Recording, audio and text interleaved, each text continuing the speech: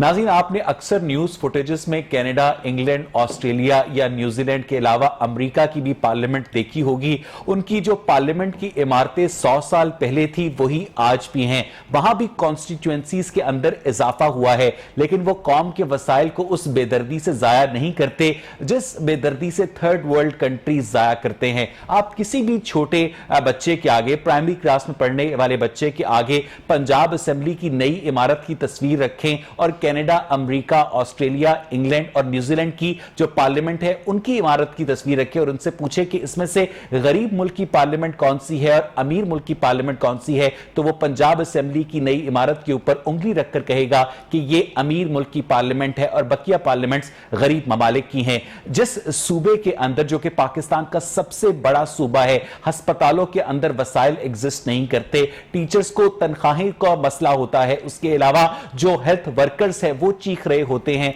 जो इस वक्त कोरोना वैक्सीन लगा रहे हैं उन्हें 4 महीने से तनख्वाह नहीं मिली है, तो कभी हमें खबर सुनने में मिलती है कि वजीर आला पंजाब उस्मान बुज़दार के लिए नए हेलीकॉप्टर की मंजूरी दी गई है, और कभी हम देखते हैं, हालांकि ये प्रोजेक्ट शहबाज शरीफ के दौर में इसको आगे बढ़ाया गया, इनिशिएट परवेज इलाही ने किया, लेकिन जो एरिस्टोक्रेसी है, जो अशराफिया है, वो अपने लिए वसाइल का जो शेयर रखती है वो एक लाइन शेयर रखती है। बहरहाल मखदूम हाशिम जवाबख्त की जानिब से, जो कि वजीर खजाना है पंजाब के, 26 खरब 53 अरब रुपए का बजट पेश किया गया। याद रहे कि मखदूम हाशिम जवाबख्त खुसरो बख्तियार के भाई हैं, जो कि फेडरल मिनिस्टर हैं, और इन दोनों भाइयों का नाम FIA की उस इन्वेस्टिगेशन रिपोर्ट में आया था जो कि वाजिद ज़िया ने सबमिट की थी, लेकिन चंद नागुज़ीर या पुरस्रार वजूहात की बिना के ऊपर वाजिद ज़िया को भी FIA के DG के ओहदे से हटा दिया गया। जहांगीर तरीन के खिलाफ भी जो मामला था वो भी आगे बढ़ने से गुरेज करता रहा, और हमने देखा कि अब जहांगीर तरीन ग्रुप के लोगों ने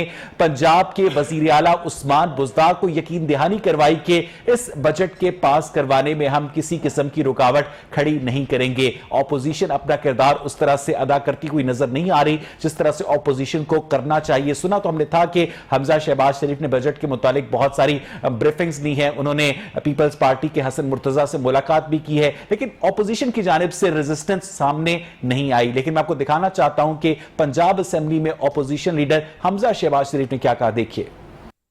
इन्होंने फिगर बढ़ा चढ़ाकर पेश किए हैं। मुझे लगता है जो एलोकेशन है उस हिसाब से अगले 25 साल तक वो मंसूबे जिनका जिक्र है बजट में वो कंप्लीट नहीं होंगे। ऊंट का पलंदा है, कह रहे हैं कि किसान को फायदा हुआ है, और भाई आप अकल चाहिए, क्योंकि इनपुट कॉस्ट जब तक किसान की कम नहीं होगी वो कैसे कंप्लीट कर सकेगा। इसी तरह इंडस्ट्री 28 रुपये बिजली में इजाफा होगा तो इंडस्ट्री बाहर कैसे कंपीट कर सकेगी, एक्सपोर्ट कैसे बढ़ सकेगी। मैं इनके फिगर्स को मान लेता अगर एक मजदूर, एक गरीब, एक क्लर्क के घर में आटा, रोटी, चीनी, दवाइयाँ जो है वो सस्ती हुई होती।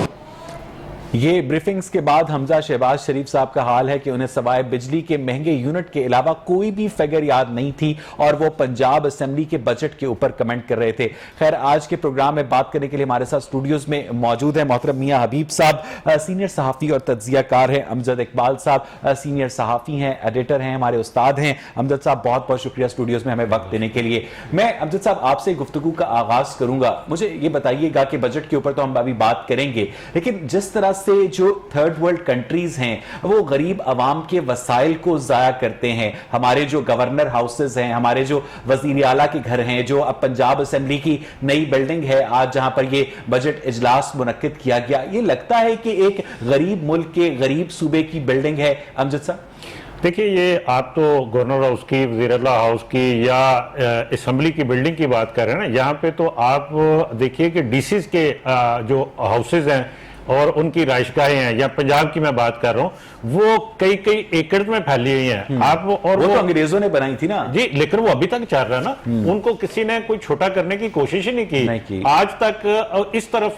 हर तरफ ये जाता है, इस्लाहात की हम बात करते हैं, लेकिन ये जो इतने इतने बड़े जो घर बनाए हुए हैं, इतनी इतनी बड़ी राइशगाहें बनाई हुई हैं, और फिर एक फौज होती है वहां पे मुलाजमीन की, तो उनको कम करने के लिए, या उनको जैसे आप कह रहे हैं कि जी कि हमारे जैसा मुल्क, जिस तरह से हम तरक्की पजीर, बल्कि हम तरक्की पजीर अपने आप को कहते हैं, लेकिन हम है तो गरीब मुल्क, और हम और मकरूज मुल्क, जी मकरूज है, और जो कुछ भी हम तरक्की पजीर अपने आप को कहते हैं वो कर्ज की बुनियाद पर कहते हैं कि हम कर्ज लेके अपने मामला को चलाते हैं। क्या शेर था सर कि कर्ज की पीते थे मैं और समझते थे कि हाँ रंग लाएगी हमारी भी फाका मस्ती एक दिन। बिल्कुल। तो ये बात ये है कि ये हमारी हालत तो वही है, लेकिन मामला यह है कि हम इस तरफ तवज्जो नहीं करते। एक चीज लेकिन मैं ये कहूंगा, देखिए जो इस वक्त दो चीजें इसमें है कि एक चीज तो असेंबली की बिल्डिंग की, जहां तक आपने बात की शुरू में, मैं ये समझता हूं कि जो असेंबली की पुरानी बिल्डिंग जो हॉल था पुराना जिसमें ये सर पुरानी बिल्डिंग का क्या करेंगे? ये एक पड़ी रहेगी, ठीक है। वो एक चीज है कि जी वहां पे कैफे शेफे बन जाएगा, वहां पे कोई और इस तरह की चीज को बन जाएगी, वहां पर कोई एजुकेशन मामला ये नहीं बन सकता। मैं देखिए वो कैसे बन सकता है, वो अभी तक आप मुझे बताइए कि वज़ीर आज़म उसका बन गया या ईवान सदर का बन गया या किसी गवर्नर उसका बन गया। अगर वो बन गया तो फिर पंजाब असेंबली की बिल्डिंग को भी बना ले। लेकिन मैं कहना ये चाहता हूं कि देखिए बात ये है कि 350 के करीब अरकान असेंबली हैं पंजाब के, वो जब कहीं किसी वक्त ऐसा होता है कि जब कोई बिलिंग पास करवाने होते हैं बिल, तो उस वक्त जो अक्सरियत जब वहां पे बैठती है तो फिर उनको एक दूसरे की गोद में बैठना पड़ता है। ये पोजीशन ये होती है। ये बात ये या तो फिर अरकान की तादाद को कम कर लें, उससे आपका ये भी फायदा हो सकता है कि जी अखराजात भी बचेंगे, जो उनको टीएडीए दिए जाते हैं, जो उनको मेडिकल के बिल दिए जाते हैं। आप ये पर सीट 12 करोड़ की आबादी का ये सूबा है, उसके आप सीटें कम कर लें ना, आबादी बड़ी कर लें। सीटिंग कैपेसिटी को रीमॉड्यूल किया जा सकता था, जैसे कि मैंने प्रोग्राम के शुरू में कहा कि आप कनाडा की पार्लियामेंट देख लें, आप इंग्लैंड की पार्लियामेंट देख लें, जो पिछले 250 साल से वहीं पर एग्जिस्ट करती है। असल में यही बात है, पार्लियामेंटेरियंस की तादाद में भी इजाफा हुआ है, लेकिन वो मैनेज करते हैं अपने रिसोर्सेज को, उसको रीडू करते हैं, रीस्ट्रक्चर करते हैं। लेकिन ये तो अवाम के वसाइल जो हैं उनका ज़िया है। अमजद साहब जी आप दुरुस्त कह रहे हैं, मैं यही अर्ज करूं। आप ये देखिए कि जो आप बरतानिया की पार्लियामेंट को देख लें, उसके अरकान की तादाद में कितना इजाफा हुआ है, लेकिन हमारे यहाँ पे हर जब भी मरदमशुमारी होती है उसके बाद सीटें बढ़ जाती हैं।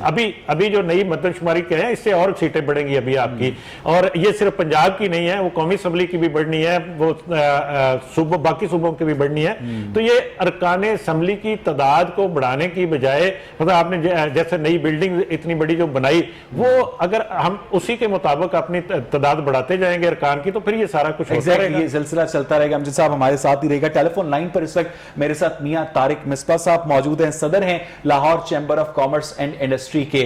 तारिक मिसबा साहब, आज 26 खरब 53 अरब रुपए का बजट पेश किया गया है मखदूम हाशिम जवां बख्त की जानिब से। आप मुतमईन हैं आज के पंजाब के बजट से तारिक साहब? जी अस्सलाम वालेकुम जी, सबको भाइयों को सलाम। जी भाई, जो बजट इस दफा पेश किया गया है, फेडरल प्रोविंशियल दोनों की बात करूंगा जी। इस बजट में आपको बड़ी एक चेंज नजर आएगी जो वाजे है कि जो पहले बजट पेश किए गए इस गवर्नमेंट की तरफ से 2, लेकिन मैं इनको बोलूंगा 3 बजट पेश किए गए। एक असद उमर साहब ने भी पेश किया था जी हाँ। तो एक्चुअली ये बजट 2 नहीं, तीसरा बजट है। तो इसमें ये अवाम दोस्त बिजनेसमैन फ्रेंडली बजट बनाया गया है, कोशिश की है बनाने की, और business community is happy with this budget. Tariq Misbah साहब, इस बजट में ताजिरों को क्या रिलीफ दिया गया है जिसके ऊपर आप खुशी का इजहार कर रहे हैं? नहीं सर, खुशी का इजहार नहीं कर रहा मैं, अभी खुशी का इजहार नहीं कर रहा। मैंने कहा बिजनेस फ्रेंडली बजट बनाने की कोशिश की गई है। अच्छा। छोटे ताजिरों एसएमई के लिए जो हम लड़े थे, एसएमई के भी बहुत चीजें रखी गई हैं इसमें। हमारी कॉटेज इंडस्ट्री के लिए बड़ी चीजें रखी हैं, किसानों के लिए बड़ी चीजें रखी गई हैं इस बजट में। लेकिन सर एक बजट पेश होना और फिर बजट की इम्प्लीमेंटेशन होनी। ग्रोथ ओरिएंटेड बजट है, बिजनेसमैन को फरोग देने के लिए बजट है, किसान एग्रीकल्चर को फरोग देने के लिए बजट है। अगर आप पिछले दोनों बजट देखें ना इनके, तो उसमें आपको आईएमएफ नजर आती थी, इस बजट में आईएमएफ नजर नहीं आई थोड़ी। तो तारिक मिसबा साहब, ये जो गवर्नमेंट ने ऐलान किया है इस बजट में कि जो कोरोना से मुतासरा ताजिर हैं उनकी इमदाद के लिए भी 40 अरब रुपए रखे गए हैं, तो आप समझते हैं कि उन कोरोना से मुतासरा ताजिरों को आइडेंटिफाई करना, उन तक ये कैश की फैसिलिटी पहुंचाना, इसका इंफ्रास्ट्रक्चर है या ब्यूरोक्रेसी खा जाएगी ये सारा पैसा? नहीं सर, मेरे ख्याल में जो रजा बाकिर साहब हैं गवर्नर स्टेट बैंक, उनसे मेरा बड़ा पुराना ताल्लुक है। मेरी उनसे 4 दिन पहले लाहौर में 2 घंटे की मीटिंग हुई है 1 to 1, और खास तौर पे छोटा ताजर वन शटर शॉप का मैंने उनको बोला था, खास तौर पे एसएमई का, कॉटेज इंडस्ट्री का, उसके लिए जो वो लेके आ रहे हैं इंफ्रास्ट्रक्चर, इंशाल्लाह मेरे ख्याल में छोटे ताजर वो, ये छोटा ताजर वो नहीं, रजा बाकिर तो गवर्नर स्टेट बैंक है ना, मैं तो पंजाब गवर्नमेंट के इंफ्रास्ट्रक्चर की बात कर रहा हूं कि आज जो पंजाब के वजीर खजाना ने बजट पेश किया है उसमें कोरोना से मुतासरा ताजरों को 40 अरब रुपए का रिलीफ देने का कहा गया है। वो रिलीफ कैसे दिया जाएगा, क्यों दिया जाएगा, आइडेंटिफाई कैसे किया जाएगा ताजरों को, इसके बारे में कुछ नहीं बताया गया। तारिक मिसबा साहब सर, इस बजट में सिर्फ एक चीज है, हाशिम साहब से मेरी 3 दिन पहले मुलाकात हुई थी, चैम्बर में आए थे मेरे पास वो बजट के बारे में, लेकिन बताया गया पैकेज का, लेकिन रिलीफ किस तरह जाएगी, ताजर तक पैसा किस तरह पहुंचेगा, उसमें यस तहफुज आते हैं उसके अंदर, बिल्कुल आप सही बात की आपने। उसमें इनको बिजनेसमैन को और जो चैम्बर के प्रेसिडेंट ताजर लीडर हैं उनको ऑनलाइन साथ रखना पड़ेगा, ताकि जो जिसका हक है उसके पास पहुंचे।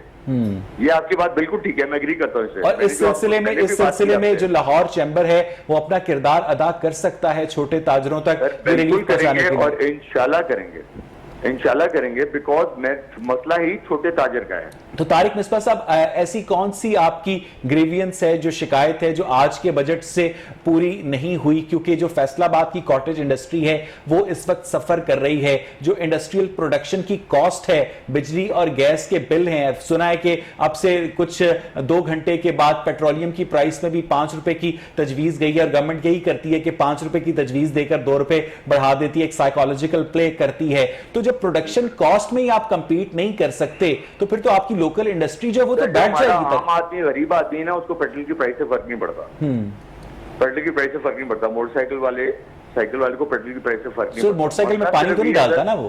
सर मसला सिर्फ ये है कि जब डॉलर 169 को टच किया, ठीक है, और 152 पे आया पाकिस्तान में, मसला ये है कि डॉलर से हर चीज इंक्रीज हो जाती है, लेकिन जब डॉलर नीचे आता है तो फिर प्राइसेस नीचे नहीं आती कंज्यूमर के लिए। बिल्कुल ठीक है, एंड बंदे के लिए।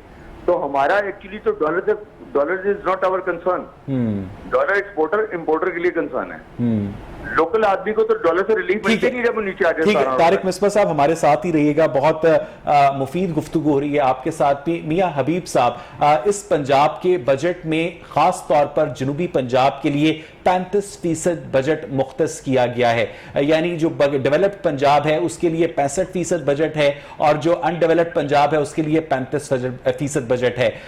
लिया, तौसा, डीजी खान के इलाके जो हैं वहां पर स्मगलिंग अपने उरूज पर है, इंफ्रास्ट्रक्चर बहुत ज्यादा खराब है, और उन इलाकों के जो लोग हैं, जो पढ़ लिख जाते हैं, जो सेटल डाउन हो जाते हैं, वो उन इलाकों को छोड़कर पंजाब के सेटल्ड एरियाज की तरफ आ जाते हैं। तो ऐसे में सिर्फ इस वजह से एक सड़क को लिया या तौसा में तामीर करना कि वो जनूबी पंजाब में है, और लाहौर जैसे या रावलपिंडी जैसे शहरों को इग्नोर कर देना ठीक होगा हबीब साहब? नहीं, बिस्मिल्लाहिर्रहमानिर्रहीम, बहुत शुक्रिया। मेरा नहीं ख्याल के इग्नोर कर दिया गया है या इग्नोर कर देने से। सर आप लाहौर शहर की हालत देख लें। नहीं, वो इसको बेहतर करने के 62 अरब रुपया रखा लाहौर शहर के लिए, तो और मेरा ख्याल पहले से अगर ये रकम सही तरीके से खर्च की जाए तो 62 अरब रुपया काफ़ी, और 3-4 प्रोजेक्ट भी किए। लेकिन आप ये कह सकते हैं कोई बड़ा मेगा प्रोजेक्ट नहीं दिया इस बजट में, जो कि शहबाज शरीफ की हुकूमत ने बड़े बड़े प्रोजेक्ट दिए थे, जिस तरह मेट्रो थी और दूसरा ऑरेंज लाइन ट्रेन थी। ये इस किस्म का कोई बड़ा प्रोजेक्ट नहीं दिया। एक दूसरा देखें कि जनूबी पंजाब जो है वो हमेशा से नज़रअंदाज किया जाता है, और वो वहाँ बहुत ज़्यादा इस हवाले से जो है वो उनको तशवीश भी थी, और वो अपना इजहार भी इस हवाले से करते थे। तो अगर सड़कों का इंफ्रास्ट्रक्चर वहाँ बनेगा, वहाँ तालीमी इदारे बनेंगे, और वहाँ आप लोगों को एक्सेस देंगे तरक्की की, तो मेरा ख्याल है कि शहरों की मुझे एक बात बताएं हबीब साहब, पिछले दिनों आपको याद होगा कि तेगू खान ने जो कि कच्चे के इलाके के डाकू हैं, वहां पर एक शख्स के हाथ काटे थे। वजीर आजम साहब को बड़ा गुस्सा चढ़ा था, उन्होंने कच्चे के इलाके में डाकुओं के खिलाफ ऑपरेशन करने का हुक्म दिया था। लेकिन इससे पहले कि के ऑपरेशन शुरू होता, पंजाब पुलिस के 2 अहलकार अगवा कर लिए गए, जिन्हें न्यू टेलीविजन की खबर के मुताबिक बाकायदा पुलिस ने मुज़ाकरात करके डाकुओं से रिहा करवाया। जिस इलाके में डाकुओं का ये आलम हो कि पिछले 20-30 साल से उनको कोई छेड़ नहीं सका, उनके पास मशीन गने हैं, सब मशीन गने हैं, मार्टर गोले हैं, और वहां वैसे में अमनो अमान कायम किए बगैर जनूबी पंजाब में 35% बजट एलोकेट कर देना और फिर 365 दिन के अंदर खर्च करना पॉसिबल है? भाई पॉसिबल तो होता है, लेकिन अमूमन ये खर्च नहीं करते। एक तो जो हुकूमतें होती हैं ना, वो तरक्याती बजट में कट लगा लेती हैं और अपने दूसरे अखराजात जो हैं वो उससे पूरे करते हैं। जिन्हें हम अल्ले तलल्ले कहते हैं। इस बजट में एक और जो अभी तक वो चीज़ सामने नहीं आई, सप्लीमेंट्री बजट होता है। इनकी वज़ीर ख़जाना साहब की तकरीर में मुझे वो नज़र नहीं आया सप्लीमेंट्री बजट, उसका जिक्र गोल कर गए हैं। और वो मेरा ख्याल 229 अरब रुपए का सप्लीमेंट्री बजट है जो इन्होंने पिछले तखमीने से ज़्यादा खर्च कर लिया है। अच्छा, इसके अलावा काफ़ी सारा बजट जो है तरक्याती बजट पिछले साल का भी खर्च नहीं हुआ। तो इनको चाहिए कि असल में उन लोगों से या जिसके लिए मुख्तस किया गया है उन अफसरों से उन प्रोजेक्ट पर अगर नहीं वो पैसे खर्च करते तो उनसे पूछगिछ होनी चाहिए कि आपने ये बजट क्यों नहीं खर्च किया। लेकिन इस बजट में 3-4 चीज़ें बड़ी अहम भी हैं, जिनमें मसलन ज़राअत में काफ़ी सारी पैसे रखे गए हैं, एजुकेशन का बजट जो है वो बढ़ाया गया है, हेल्थ कार्ड पूरे पंजाब में जो है वो देने का ऐलान किया गया है कि दिसंबर तक हम तमाम मुस्तहकीन को जो है वो हेल्थ कार्ड तमाम घरानों को हम दे देंगे। तो ये बहुत बड़े काम है। 7 यूनिवर्सिटियां जो हैं वो बनाई जा रही हैं, जो बनी हुई हैं वो तो चल नहीं रही। और अच्छा, ऐसे में उसमें हाँ उसमें मेरा भी एक पॉइंट है कि इनको क्वालिटी एजुकेशन की तरफ जाना चाहिए। ये कॉलेजेस की सतह को यूनिवर्सिटी बना देने से मसाइल हल नहीं होंगे। असल में आपको जरूरत इस अमर की है कि आप क्वालिटी अपनी बेहतर करें। आपकी कोई यूनिवर्सिटी जो है वो 500 नंबर में नहीं आती।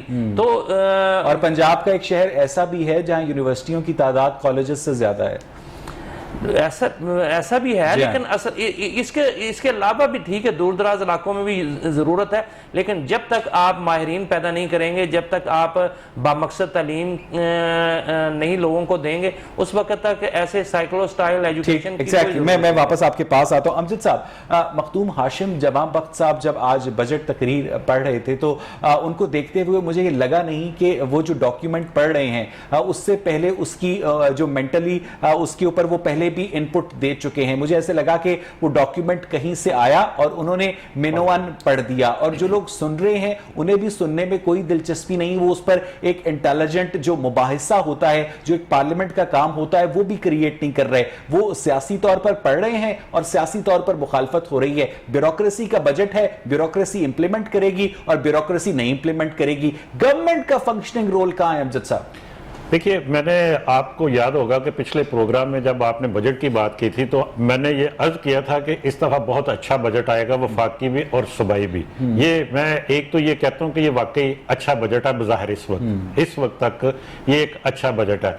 बात यह है कि इसमें जैसे मियाँ साहब ने बात की ना कि पिछले बजट से भी बहुत सारे पैसे खर्च नहीं किए गए, वो असल में खर्च करने के लिए पैसे थे ही नहीं, इसलिए खर्च नहीं हो सके।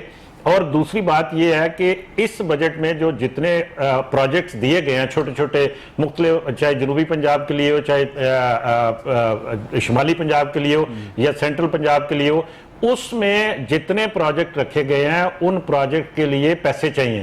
और पैसों की आप देखिए, इसमें 2-3 चीजें मैं उनका वजाहत से आपको बात कर देता हूं कि एक तो ज़राअत की बात की मियां साहब ने, नो डाउट बहुत अच्छी बात है। एक एसएमई की बात कर रहे थे हमारे चैम्बर के सदर, एसएमईज के लिए बहुत सारा फंड्स रखे गए, अच्छी बात है। सब्सिडीज रखी गई हैं गरीबों को देने के लिए कि जिनको हम आप कहते हैं कि जी हम उनके लिए क्या, उनके लिए सब्सिडीज में इजाफा किया गया।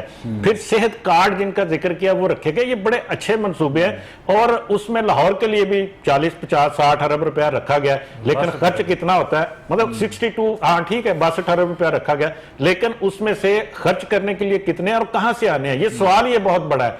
देखिए, इस वक्त हुकूमत कह रही है कि टैक्स फ्री बजट है, लेकिन अगर टैक्स फ्री बजट है तो फिर ये इतने जो आपने जितना डेवलपमेंट बजट बढ़ा दिया है, जितने आपने एक्सपेंस बढ़ा दिए हैं, जितने आपने सैलरी 10% सैलरी बढ़ाई है एम्प्लॉइज की, नंबर 1। नंबर 2, उसमें यह किया 25% एडहाक अलाउंस भी दिया है, ठीक है। तो ये 35% तनख्वाहें जो अजाफी हैं, ये और जो इतना बड़ा बजट आपने जो दिया है उसके लिए वसाइल कहां से आने हैं? वो एक ही रास्ता है, एक ही जरिया है। चले दो कर ले। एक जरिया तो ये होता है कि आप टैक्सेस से पैसे लेंगे और कहते हैं जी हमने टैक्सेस लगाए नहीं है, लेकिन अगर आप टैक्सेस लगाने नहीं है तो कलेक्शन कहां से करनी है? जो पहले जो पिछले साल साहब कहा यह जाता है कि पंजाब हुकूमत की जो सबसे बड़ी इनकम है वो विफाक के सेल्स टैक्स से जो मिलता है, पंजाब को हिस्सा मिलता है, वो उसकी बुनियाद पर 1600 अरब रुपए की जो रकम है उसके ऊपर ये सारी स्टैंड करती है। अब अगर फेडरल के अंदर वो सेल्स टैक्स की कलेक्शन उस तरह से नहीं होती, एफबीआर जो है अपनी कारकर्दगी हमेशा की तरह अपना हदफ अचीव करने में नाकाम रहता है, तो अगले साल के आखिर में बड़े आराम से कहा जा सकता है कि जी विफाक की जानिब से हमें पैसे नहीं मिले थे, हमने तो बजट में पूरे पैसे रखे। बिल्कुल एग्जैक्टली यही बात है कि जी दोनों तरफ से है। एक तो सूबा अपना भी अपनी पीआरए बनी हुई है ना, पंजाब रेवेन्यू अथॉरिटी अपनी बनी हुई है पंजाब की, जो टैक्स कलेक्शन करती है। बहुत सारे टैक्सेस है जो सूबाई है, इस वक्त तो सारे सूबों ने अपनी अपनी बना दी है ना।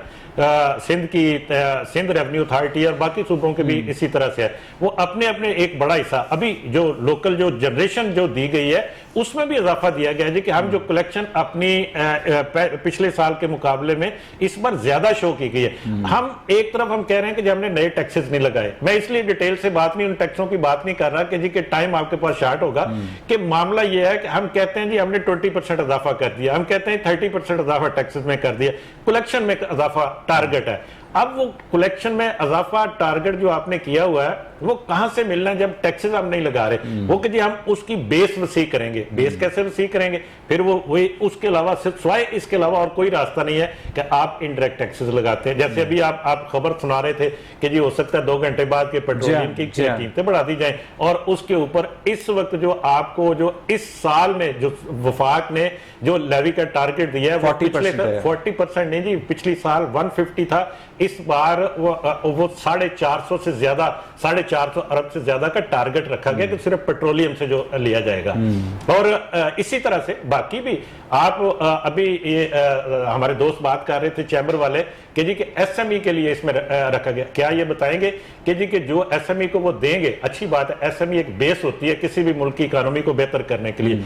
एसएमई को जब तक आप नहीं उठाएंगे आपकी इकोनॉमी, और स्पेशली जो खुसूसी तौर पर मैं ये कहता हूं कि जो हमारे डेवलपिंग कंट्रीज हैं, जो जिनको तरक्की पजीर ममालिक कहते हैं, उनमें एसएमई उनकी रीढ़ की हड्डी की हैसियत रखती है। लेकिन हमारी एसएमई कहां पे चल रही है? ना फैसलाबाद का आपने जिक्र किया, गुजरांवाला का देख लें, आप सियालकोट को देख लें, और इवन के जो जनूबी पंजाब में जो एसएमई थी वो भी बंद पड़ी है बहुत सारी। फैसलाबाद की किसी हद तक आप कह सकते हैं कि जो टेक्सटाइल की वजह से वहां पे कुछ थोड़ा सा बहाली हुई, लेकिन बाकी तो पूरे मुल्क में एसएमई इस वक्त बैठी हुई है। और उनके लिए स्वाय इसके कि जी कि उस एसएमई एक नए सिरे से एसएमई करने के लिए छोटे कर्जों का एक रखा गया कि जी नए सिरे से छोटे कर्ज दिए जाएंगे, लोग अपना कारोबार शुरू करें और वो एक एसएमई बनेगी। लेकिन जो पहले वाली एसएमई है उसके लिए हमारे पास क्या है, हमने उसको किस तरह से दे। तारिक मिसबा साहब, आपको मेरी आवाज आ रही है? जी भाई। और एक चीज और तारिक मिसबा साहब से ये भी मैं पूछूंगा, क्या जो गवर्नमेंट कह रही है कि हम इतनी कलेक्शन करेंगे टैक्सेस की, क्या ये देने के लिए तैयार? क्या वो ये अपनी डॉक्यूमेंटेशन के लिए तैयार? टारगेट बहुत बड़ा दे दिया ना इस बार। जी तारिक साहब, ना बिल्कुल आपकी बात से एग्री करता हूँ भाई, जो आपने बात की है बिल्कुल ही एग्री करता हूँ। आपने बात जो आपने बात की है ना, बिल्कुल आपने 100% भाई आपने बात की है, जो सही बात की है। तब मसला ये है कि जो एसएमई की बात आपने की और हम छोटे चार्जेस की बात की, बिल्कुल सही बात की सर। मसला पता क्या, budget is calculated on crude oil. Crude oil सिर्फ $72 पे है। बजट की स्पेकुलेशन ये है कि क्रूड ऑयल अगर $50 पे आ गया, ये गैम्बल है स्टॉक एक्सचेंज की तरह, तो government will make a lot of money. जो 1200 अरब के नए इन्होंने आपने बात जो की, जो 1200 अरब के नए इन्होंने कहा टैक्स कलेक्शन हम करेंगे, जिसमें मैंने सिर्फ अग्री नहीं किया था कि कोविड की सिचुएशन में इंडस्ट्री और ताजिर अभी अपने पैरों पे खड़ा हो रहा है और आपने टैक्सेस कम कर दिए, सेल टैक्सेस कम कर दिए काफी इंडस्ट्रीज पे, तो ये 1200 अरब आप कहाँ से कलेक्ट करेंगे? तो उन्होंने बोला जी कि बिजनेस एनहांस हो रहा है, बिजनेस की ग्रोथ हो रही है और 300 नया टैक्स पेयर आ रहा है। सर फाइलर और टैक्स पेयर में फर्क है। जो फाइलर है जरूरी नहीं कि टैक्स पे कर रहा है, सही बात। फाइलर है, टैक्स पे है। भाई आपने बिल्कुल सही बात की, एग्री विद यू जो आपने बात की। अच्छा तारिक मिसबा साहब, ये जो ऑनलाइन पेमेंट्स के ऊपर टैक्सेशन आयद की गई है, जिससे पाकिस्तान के अंदर बहुत सारी खवातीन जो घर बैठे चीजें बेचती थी फेसबुक लाइव करके, फूड पांडा के जरिए डिलीवरी हो जाती थी खाने की, उससे जो एक इकोनॉमी के अंदर एक स्टेबिलिटी और बूम देखा जा रहा था, वो तो इस टैक्सेशन से उसके ऊपर एक मनफी असर पड़ेगा ना तारिक साहब? नहीं सर, बात सुने, वो टैक्स की जो अमाउंट है ना बड़ी थोड़ी सी है और बहुत कम लोग हैं। जो मेन आपने एक चीज देखी है बजट में कि जो आपकी फ्लोर मिल्स थी और घी मिल्स थी, उनके ऊपर टर्नओवर टैक्स 0.25% से 1.25% कर दिया गया। टर्नओवर टैक्स की बात कर रहा हूँ। और ये टर्नओवर टैक्स जो है, जो 900 रुपए की बोरी आटे की बिक्री है पंजाब में इस वक्त, जो कराची में, सिंध में 1200 रुपए की है, तो ये सीधा 1000 रुपए की हो जानी है जो टर्नओवर टैक्स लगाया गया। तो तारिक बिस्वा साहब, एग्जैक्टली, इससे तो एक बुनियादी जो बम्पर क्रॉप हुई है गंदम की, उसके बाद दावा किया जा रहा था कि पाकिस्तान फूड सिक्योरिटी की जानिब जा रहा है, लेकिन इससे अगर एक आम आदमी को फायदा नहीं होता, अगर आटे की बोरी महंगी होती है, जो आम सादा रोटी है वो 6 रुपए से बढ़कर 12 रुपए के ऊपर जंप कर जाती है, तो अवाम फिर सोचने के ऊपर मजबूर हो जाते हैं ना तारिक साहब कि ये कैसा अवाम दोस्त बजट है। अवाम का इशू ये है, मैं आपको बताऊं, अब मैं आई वोंट टेक नेम्स, मैं काफी पिछले प्राइम मिनिस्टर के साथ भी इन टच रहा हूँ, जो पिछली गवर्नमेंट के भी थे, पीछे भी चल रहे हैं, तो सिर्फ उनको टेबल पे रख के ही देखना होता है आटा, बिजली, घी कितने का है गरीब आदमी के लिए। वो इस गवर्नमेंट ने पिछले 2-3 साल में शो नहीं किया। लेकिन अगर आटा घी महंगा होगा, पेट्रोल से गरीब आदमी को फर्क नहीं पड़ता। आटा घी, जो मेरे 30,000 मेंबर्स हैं लॉ चैम्बर के सर, उसमें से 25,000 ट्रेडर्स हैं, 5,000 कॉर्पोरेट वाले। जो एम्प्लॉइज हैं वो कहते हैं 10,000 रुपए में जब हमारी सैलरी थी 20 साल पहले और 12-15 साल पहले 10,000 सैलरी थी, हम लोग अपना गुजारा कर सकते। इस वक्त हमारी 30,000 तनख्वाह हम गुजारा नहीं कर सकते। तो इस गवर्नमेंट ने पहले गरीब आदमी के बजट के बारे में नहीं सोचा था, एसएमई के बारे में नहीं सोचा था, लेकिन इस बजट में इन्होंने सोचा कुछ उनके बारे में। ठीक है तारिक बिस्वा साहब, मुझे यहाँ पर एक ब्रेक लेनी है और नाज़रीन हम ब्रेक से वापस आएंगे तो मियां हबीब से ये जानने की कोशिश करेंगे कि जिस नई पंजाब असेंबली की अरबों रुपए की इमारत में ये बजट पेश किया गया, उसके अंदर जो लैंडलॉर्ड्स बैठे हैं वो कितना एग्रीकल्चर टैक्स देते हैं, उस पर बात करेंगे ब्रेक के बाद। Stay with us.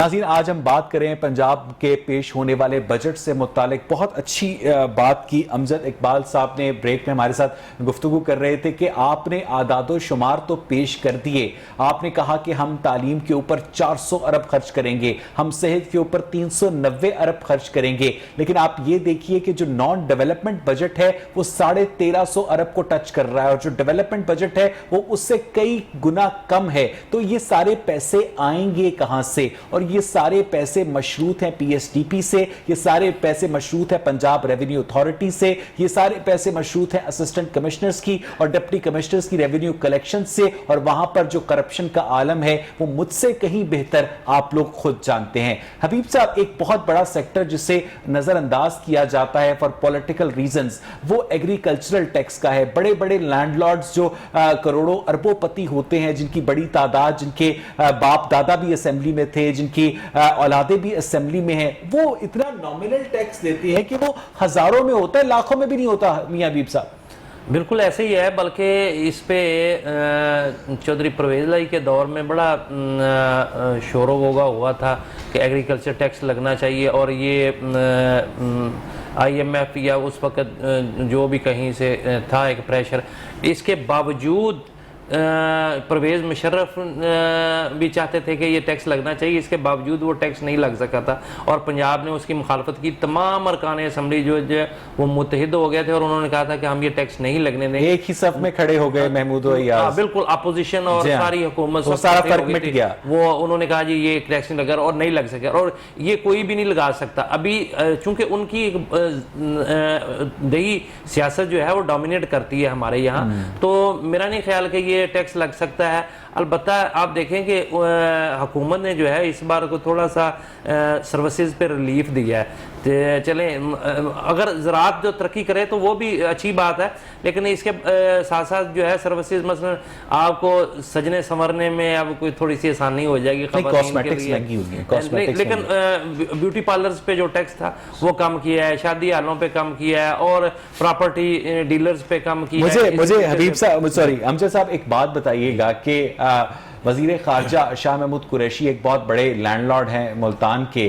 वो पिछले साल की टैक्स जो गोशवारे हैं उसके मुताबिक उन्होंने 1,63,000 रुपए टोटल टैक्स अदा किया। आप अंदाजा लगाइए 1,63,000 रुपए। ये नाचीज खाकसार जो आपके आगे बैठा है, मैंने 2,08,000 रुपए टैक्स अदा किया एक साल का। उसके अंदर उनका अब जाहिर है आपकी इनकम के हिसाब से होता है ना वो टैक्स। तो मुझे बताइए कि जो शख्स करोड़ों के महल्लात में रहता है, करोड़ों की गाड़ियों में घूमता है, उससे ये रियासती निजाम 1,63,000 रुपए टैक्स लेता है, और मैं जो एक सैलरीड पर्सन हूं मुझसे इतना ज्यादा टैक्स लिया जाता है, तो आवाम के अंदर नफरत पैदा नहीं होगी तो क्या होगा अमजद साहब? देखिए, इसमें दो चीजें हैं। पहली चीज तो यह कि इस मुल्क में जो पूरा टैक्स देता है वो सिर्फ सैलरीड पर्सन देते हैं, क्योंकि वो भी जबरदस्ती कटता है, बिल्कुल एट सोर्स कटता है। इसी वजह से अदरवाइज हो सकता है कि यहाँ पे भी जो लोग हमारे जो सैलरीड पर्सन जो रिटर्न जमा कराते हैं उसमें वो कई चीजें करते होंगे। और दूसरी चीज ये है कि जो आपने कहा ना जागीरदारों की या जिम्मेदारों की या एग्रीकल्चर टैक्स की बात की, इसमें इस वक्त जो एक ट्रेंड बना हुआ है, आप गौर कीजिएगा कि जितने बड़े इंडस्ट्रियलिस्ट है ना, वो भी साथ साथ उन्होंने जमीनें खरीद ली हुई हैं बहुत सारी, और वो अपनी इनकम का बहुत बड़ा हिस्सा वो एग्रीकल्चर इनकम को, चाहे वो बंजर पड़ी हैं, चाहे वहां पे कुछ काश्त होता है या नहीं होता, लेकिन पेपरों के अंदर वो बंजर जमीनें जो है सोना उगल रही हैं। जी बिल्कुल, वो सोना उगल रही हैं, और वो बहुत सारी जबरदस्त बिजनेस की जो इनकम है वो उधर शिफ्ट होती है। और जब आपकी रिटर्न जाती है तो उसमें आपका इनकम टैक्स जो है, सॉरी, ये बात अगर आपको पता है तो चेयरमैन एफपीआर को भी पता होगी, वजीर खजाना को भी पता होगी। अभी मुझे ये बताइए खुद, ये मैं वापस आपके पास आता हूं Amjad sahab, extremely sorry to interrupt you. Miyan Tariq Misbah sahab, आपको आवाज आ रही है? हाँ तारिक मिसबा साहब, ये जो अमजद साहब यहाँ पर बात कर रहे हैं कि बड़े बड़े इंडस्ट्रियलिस्ट, बड़े बड़े ट्रेडर्स जो हैं बंजर जमीनें खरीद कर अपनी इंडस्ट्रियल इनकम को एग्रीकल्चर इनकम शो करते हैं और उसके ऊपर प्रॉपर टैक्स नहीं देते, क्योंकि एग्रीकल्चर टैक्स तो उस तरह से नाफिज भी नहीं हुआ है, तो ये तो खुली खुली चीटिंग है रियासत के साथ। तारिक मिसबा साहब, नहीं सर, आपने एग्रीकल्चर की बात बिल्कुल ठीक है सर। एग्रीकल्चर तो एक टैक्स एज सच वो जिस तरह कानूनी तौर पे बिजनेसमैन के ऊपर है, नहीं है, उस तरह नहीं है। लेकिन सर हमारा मुल्क एग्रीकल्चर मुल्क है, लेकिन हम लोग जो अपने एग्रीकल्चर से जरा कमा रहे हैं पैसे, या जो हम लोग अपना औसत निकाल रहे हैं, हमें अभी एग्रीकल्चर में काम करने की बहुत बड़ी जरूरत है। हम कहते हैं हम मिल्क प्रोड्यूसिंग मुल्क हैं, हम एग्रीकल्चर मुल्क हैं, और आलू दालें सब्जियां हम इंपोर्ट करते हैं अफ्रीका से, इंडिया से। तो इसलिए हमें अभी ग्रीन हाउसिंग की तरफ जाना है। नहीं तारिक मिसबा साहब, आपकी ये बातें बिल्कुल ठीक है। मैं सिर्फ ये पूछना चाह रहा हूं कि वो बड़े बड़े लैंडलॉर्ड्स जो कि अरबों रुपए का लाइफस्टाइल मेंटेन करते हैं और वो टैक्स देते हैं कि जैसे वो ग्रेड 14 के क्लर्क हो, मुझे ये बताइएगा कि ये नहीं सर, ऐसी कोई बात नहीं है सर, ऐसी कोई बात नहीं सर। मेरे अपनी दादा की तरफ से जरी जमीन है। तारिक मिसबा साहब, तारिक मिसबा, अगर आप मुझे इजाजत दें तो मैं अपनी बात को एलैबोरेट कर लूंगा कि वजीर खारजा शाह महमूद कुरैशी, उन्होंने पिछले साल के टैक्स रिटर्न्स के मुताबिक 1,63,000 रुपए टोटल टैक्स जमा करवाया। वजीर आजम इमरान खान ने 1,81,000 रुपए टैक्स जमा करवाया, और मेरा टैक्स जो है वो इन लोगों से ज्यादा है तारिक मिसबा साहब, और मेरा लाइफस्टाइल उनसे बहुत नीचे है। ये तफावत, ये डिस्पैरिटी क्यों है तारिक साहब? नहीं सर, वो जरूरी तो नहीं कि उनकी इनकम जमीनों से हो सकती है, से भी हो सकती है इनकम उनकी। तो टैक्स तो फिर नहीं एग्जैक्टली टैक्स तो फिर भी नहीं दिया ना तारिक मिसबा साहब, यही तो हम कह रहे हैं कि टैक्स देने के हिसाब से वो मुझसे गरीब हैं, रहने के हिसाब से वो मुझसे अमीर हैं। क्या ये रियासत की जानिब से एक दो धारी तलवार के ऊपर चलाने वाली बात नहीं है? लोगों के दिलों में कैसे रुझान पैदा होगा कि वो टैक्स दें? Due respect to all the politicians, जी ऑल द पॉलिटिशियंस, मेरी पूरी फैमिली पॉलिटिशियन है, with due respect to politicians. लेकिन सर कुछ लोग ऐसे हैं, हर बंदा करप्ट नहीं है पॉलिटिशियन। नहीं, ये करप्शन की तो बात ही नहीं हो रही। एग्जैक्टली मैं तारिक मिसबा साहब, मैं ये कहने की कोशिश कर रहा हूं कि जो फेडरल बोर्ड ऑफ रेवेन्यू है, जो वजारत खजाना है, जो हुकूमत पाकिस्तान है, वो उन अरब पतियों लैंडलॉर्ड से वो टैक्स क्यों नहीं वसूल करती है पॉलिटिशियन से, जो एक सैलरीड क्लास से टैक्स वसूल किया जाता है, जिसका एट सोर्स कट जाता है टैक्स। तारिक मिसबा साहब, जैसा कि अमजद साहब ने कहा, नहीं वो बात इनकी बिल्कुल ठीक है सर। हमारा तो सैलरी पे एक्सपोज कट जाता है, बिजनेसमैन का सैलरी बंदे का, बिल्कुल ठीक बात है। लेकिन अगर हम एग्रीकल्चर को उस लेवल पे लेके हैं सर, हुआ पता है क्या सर, जमीनें अब बहुत महंगी हो गई हैं, इंडस्ट्री पे काफी लोगों ने सर्वाइव इसलिए किया है जिनकी इंडस्ट्रियां बंद हो गई थी, जमीन महंगी हो गई। अब जो आपका एग्रीकल्चर लैंड है उस पर स्कीमें बन रही हैं। तो कितनी स्कीमें बनी है पाकिस्तान में? तो पाकिस्तान में सिर्फ स्कीमें रह जाएंगी, एग्रीकल्चर खत्म हो जाएगा। लेकिन सर अब जमीन की वैल्यू बहुत बढ़ गई है। अगर जमीन की वैल्यू वो शो नहीं कराएंगे कितनी बढ़ गई है, जब बिकेगी तो वैल्यू आएगी ना सर सामने। बहुत बहुत बहुत शुक्रिया। बड़े भाइयों की तरह, मेरे ताया की तरह। बट एक चीज मैं आपको बता दूं, वो ही इज नॉट करप्ट, बस ऑनलाइन में कह रहा हूँ, ऑन एयर। चलें, बहुत बहुत शुक्रिया, बहुत बहुत शुक्रिया तारिक मिसबा साहब अपना कीमती वक्त हमें देने के लिए। मियां हबीब साहब, बात हो रही थी पंजाब के बजट के हवाले से और ख़ास तौर पर एक बहुत इंपॉर्टेंट फैक्टर वो मिनिमम वेज का है। इस दफ़ा फेडरल गवर्नमेंट ने भी अनाउंस किया है और सूबाई गवर्नमेंट ने भी प्लज किया है कि हम उस मिनिमम वेज को इम्प्लीमेंट करेंगे। और वो फिगर सिराजुल हक वाली तो नहीं है, वो तो 1 तोले सोने की बात करते हैं जो कि शायद इस वक्त 1,10,000 रुपए है। 20,000 रुपए का कहा गया है कि वो मिनिमम वेज होगी। उस मिनिमम वेज पर खुद गवर्नमेंट के हॉस्पिटल्स के सिक्योरिटी गार्ड्स काम नहीं करते जिन्हें आउटसोर्स करके 12,000 रुपए दिए जाते हैं। बीप साहब, बिल्कुल आपने दुरुस्त कहा, और ख़ास करके यहाँ आपके मीडिया में भी ऐसे लोग हैं जिनकी तनख्वाह 20,000 रुपए मिनिमम वेज से कम है। मिनिमम वेज से कम है, और इस पे इम्प्लीमेंट नहीं होता। पहले भी ये 17,500 थी, उससे पहले 15,000 वाली बात अनाउंस करने को जो मर्जी अनाउंस कर दो, 1 लाख कर दो, 1.5 लाख कर दो। ये बहुत बड़ा मैं कहता हूँ सेटबैक है। कहने के कुछ और है, करने का कुछ और है। इसके अलावा एक बहुत बड़ा सेक्टर जो है ना, वो आपकी होम सर्विसेज हैं, जिसमें घरों में काम करने वाले लोग हैं। उनकी तो हालत बहुत ही ज्यादा खराब है। 5-5 हज़ार 6-6 हज़ार रुपए पे ना उनकी कोई सोशल सिक्योरिटी है, ना उनको कुछ और बेनिफिट है, और उन पे जो तशद्दुद होता है, जो उनसे जिस तरीके से काम लिया जाता है, और छोटे बच्चों को जो रहन रख दिया जाता है किस्म का, कि माँ बाप ने 1-2 लाख रुपया लिया और 10-10 साल के लिए वो बच्चे जो हैं उनको लेबर में आ गए। वो ये सारा कुछ जो है ये काबिल गौर है। लेकिन मैं आपको बताऊं कि हमारे जो सोचने वाले हैं, हिकमतकार है ना, वो इन चीज़ों से उन्होंने आंखें बंद की हुई हैं। ये सारा कुछ जो है ना, गोरख धंधा जो है वो सिर्फ खाना पूरी करने के लिए कि हमने इस साल में इधर के इस तरफ कर देते हैं, उधर के दादोशुमार उधर कर देते हैं। लेकिन वो जो फंडामेंटल न्यूक्लियर चेंज है जिससे लोगों को एहसास हो कि कोई उनका ख्याल रख रहा है, अस्पताल में, स्कूल में, वो चेंज नजर नहीं आती। रियासत जो होती है ना, वो माँ की तरह होती है, लेकिन वो नहीं, ये शायद सौतेली माँ है, सौतेली माँ से भी कहीं मुझे यहाँ पर एक ब्रेक लेनी है हबीब साहब, और नाज़रीन जब हम ब्रेक से वापस आएंगे तो पंजाब के आज पेश होने वाले बजट के हवाले से मजीद बात करेंगे। Stay with us.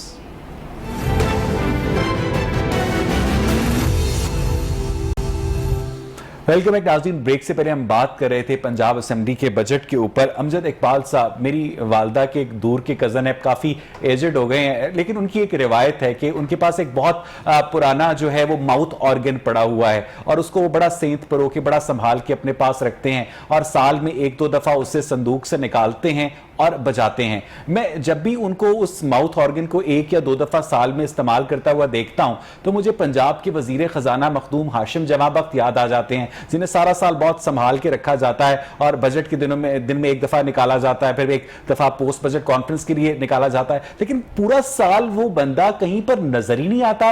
Amjad Iqbal साहब की वो पंजाब की जो इकोनॉमिक एक्टिविटी है उसके अंदर कहीं पर इन्वॉल्व हो रहा है, मुलाकातें कर रहा है, ताजिरों के साथ मिल रहा है, या गैर मुल्की वफूद के साथ मिल रहा है। अगर नजर आती हैं तो फिरदौस आशिक अवान नजर आती हैं, या उनके जो कुछ चेले चांटे हैं वो नजर आते हैं। अमजद साहब, नहीं, उसकी वजह है ना, आपको याद होगा कि वो नजर आए थे जब वाजिद ज़िया की रिपोर्ट आई थी, उस वक्त भी नजर आए थे, जब वो जिक्र किया।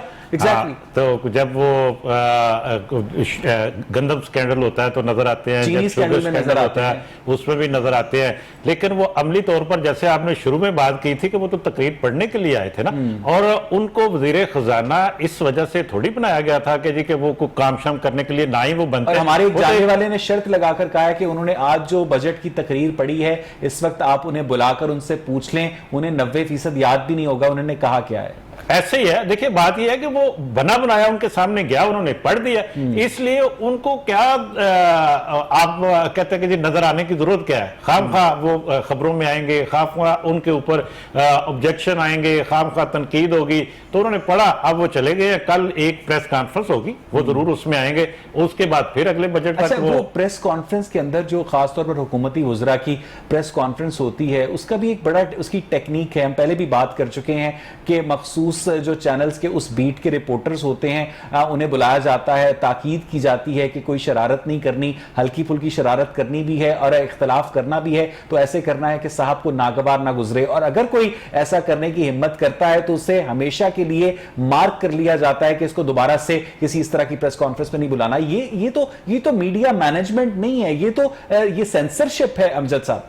ये बदकिस्मती है कि ऐसा है और इसमें कोई दो राय भी नहीं है। लेकिन मेरा ख्याल है कि अब मीडिया काफी इस हवाले से बोल्ड होता हुआ हमें नजर आता है। और जब हम यहाँ पे बैठ के बात कर रहे हैं, एक चैनल के ऊपर बैठ के बात कर रहे हैं, उनके ऊपर तनकीद भी कर रहे हैं, तो इसका मतलब है कि हम उस दबाव के बावजूद हम बात कर रहे हैं, आप भी बात कर रहे हैं, और वहां पे सवाल भी किए जाते हैं, और अक्सर वहीं से ऐसी खबरें भी निकलती हैं। नहीं, और मैं जरा हबीब साहब, क्योंकि अभी हम बात कर रहे थे बजट के हवाले से, और अगर एक सहाफी जो है वो हुकूमत से ग्रांट मांगेगा, जर्नलिस्ट कॉलोनी में प्लॉट मांगेगा, मैं हबीब साहब आपसे ये बात कर रहा हूं, या वैक्सीनेशन के लिए अलग से सेंटर्स कायम करने की बात करेगा, और साथ साथ वो गवर्नमेंट के खिलाफ खबरें भी ब्रेक करेगा, तो हबीब साहब ये पॉसिबल है? ये कॉन्फ्लिक्ट ऑफ इंटरेस्ट नहीं है? नहीं, ये बिल्कुल पॉसिबल है। उसकी वजह ये है कि वो हम पे कोई एहसान नहीं करते। देखिए मुख्तलिफ सेगमेंट, वो एक्सपेक्ट तो करते हैं ना कि वो आप पर एहसान करते हैं। सोसाइटी के सेगमेंट जो होते हैं ना, वो हुकूमत उनको फैसिलिटेट करती है। मसलन आप बार को क्यों हर साल ग्रांट देते हैं? क्या वो लोगों से फीस नहीं लेते? वो सरकारी केस लड़ने की भी फीस लेते हैं। तो इसके बावजूद उनको जो है वो चूंकि स्टेट का एक पिलर है, इसी वजह से मीडिया भी एक पिलर है, उनको फैसिलिटेट करना, उनको माशरे के दूसरे तबकात के बराबर लेकर आना, ये हुकूमत की जिम्मेदारी है। ये तो आइडियल सिनेरियो में है, लेकिन प्रैक्टिकली तो ये तभी होता है ना कि आप मेरी कमर को खुजाइए, मैं आपकी कमर को खुजाऊंगा। मैं आपको बताता हूं, ये अगर तो किसी चंद सहाफियों ने जो कि रवायात रही हैं कि उनको नवाजा है, किसी को ठेका दे दिया, किसी को जो है वो प्लाट दे दिया, किसी को घर दे दिया, किसी का कोई रिश्तेदार ट्रांसफर कर दिया, किसी की अपॉइंटमेंट कर दी, वो फिर उससे तोको रखते हैं कि अच्छा ये हमारे लिए काम करेगा, और ऐसा होता भी है। आखिरी सवाल हबीब साहब कि ये जो पंजाब असेंबली के बजट एलोकेशंस हैं, इन फंड्स को अराकीने असेंबली खर्च करना चाहिए, उन्हें बल्दियाती नुमाइंदों को खर्च करना चाहिए, या फिर उस ब्यूरोक्रेसी को खर्च करना चाहिए जिसने ये बजट बनाया है? ये बिल्कुल जनाब, ये जो है ना, ये बल्दियाती इदारों की जिम्मेदारी है, उनको खर्च करना चाहिए। और ये अरकाने असेंबली इसमें कमीशन लेते हैं, इस वजह से उनको और उनके हल्के मजबूत करने के लिए उनको फंड दिए जाते हैं, जो कि बिल्कुल गैर। बहुत बहुत शुक्रिया मियां हबीब साहब, बहुत बहुत शुक्रिया अमजद इकबाल साहब, बहुत फ्रैंक डिस्कशन की इन दोनों ने। नाज़रीन, आज पंजाब का बजट तो पेश हो गया है, 26 खरब 53 अरब रुपए का वॉल्यूम है, लेकिन अगर हर साल बजट के इख्तिताम के ऊपर हमें यह बताया जाए कि 40% फंड्स खर्च नहीं हुए, 45% फंड्स खर्च नहीं हुए, तो फिर बजट पेश करने का फायदा ही क्या, अगर आपने पूरा बजट खर्च नहीं करना और उस हिसाब से अपनी आमदनी को मेंटेन नहीं करना। प्रोग्राम देखने के लिए शुक्रिया।